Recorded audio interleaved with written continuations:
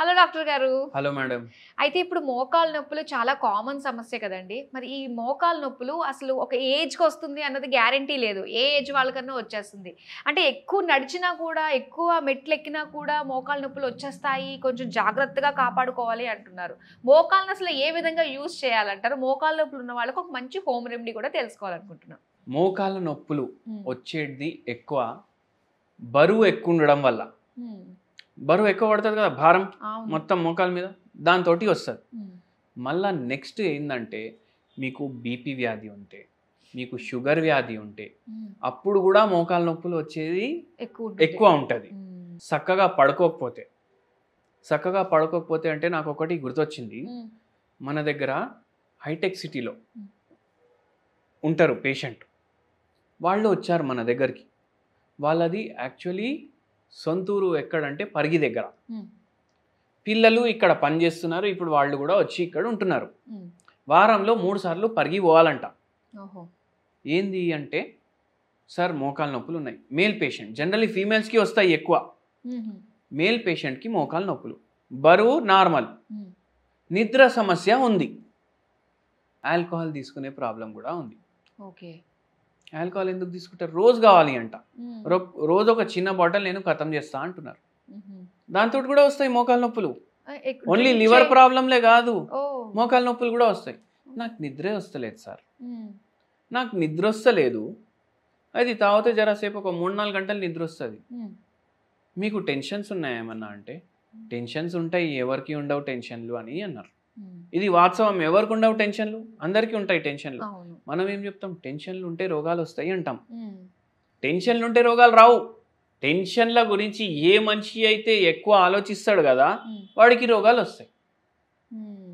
ఉన్నాయా టెన్షన్లు అంటే? అవును. ఏం మీరు జాబ్ చేస్తుండేనా, గవర్నమెంట్ జాబా, ప్రైవేట్ జాబ్? లేదు, మాకు బిజినెస్ ఉండే. ఏం బిజినెస్ అంటే ఫైనాన్స్ బిజినెస్.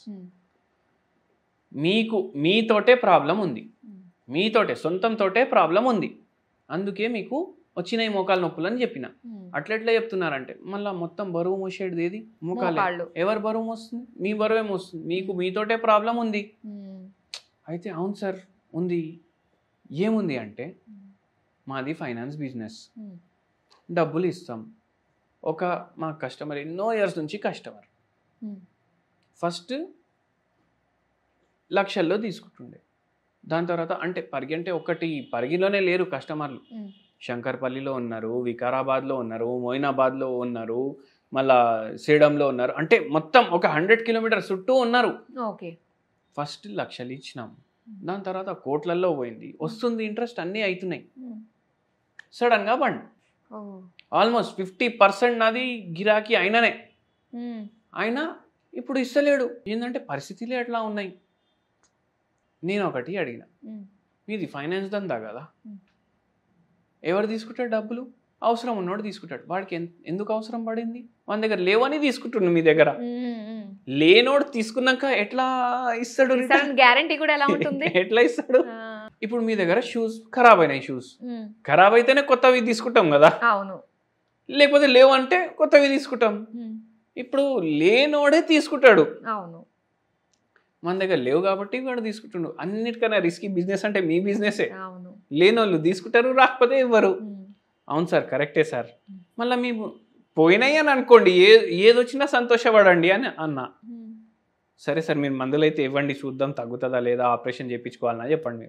ఏం చేపియకండి, మందులు వాడండి, నిద్ర కూడా కరెక్ట్ వస్తుంది. మనం మందులు ఇచ్చినాము, ఆటోమేటిక్ ఆయననే ఆల్కహాల్ బంద్ చేసిండ్రు. ఆ మందుల ద్వారా అడిక్షన్ నుంచి బయటికి వచ్చే డి అడిక్షన్ కోసం కూడా హోమియోపతిలో మందులు ఉంటాయి. అది వదిలేసిండ్రు.